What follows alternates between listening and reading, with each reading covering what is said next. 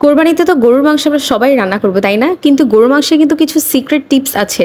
গরুর মাংসে যত বেশি মসলা ইউজ করবেন তত বেশি এটার টেস্টটা চেঞ্জ হয়ে যাবে। গরুর মাংসের এক্সাক্ট ফ্লেভারটা পাওয়া যাবে না।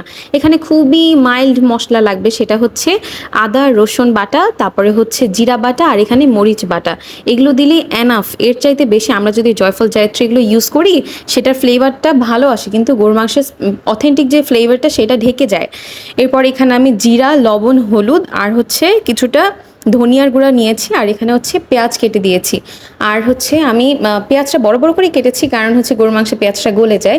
দারচিনি, এলাচ আর কয়েকটা গোলমরিচ দিয়ে তেল দিয়ে আমি ম্যারিনেট করে নেব। গরুর মাংসটা কিন্তু হাতে মাখার উপরেই ডিপেন্ড করে টেস্টটা, তাই না? আমি তো সবসময় হাতে মাখিয়ে বসে, অনেকে মশলা কষিয়ে বসে। আমার কাছে মনে হয় যে হাতে মাখিয়ে বসালে বেশি ভালো টেস্ট আসে। আপনারা কে কীভাবে বসান সেটা কিন্তু আমাকে অবশ্যই কমেন্ট করে জানাবেন।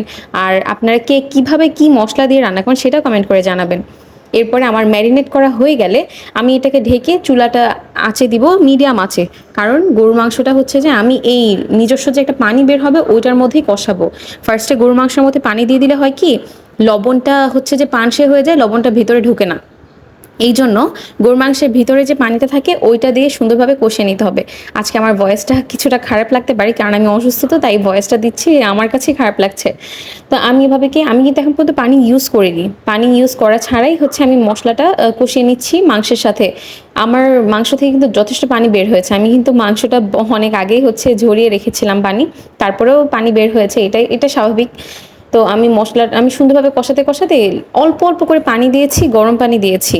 আপনারা কে কীভাবে রান্না করেন অবশ্যই আমাকে কমেন্ট করে জানাবেন।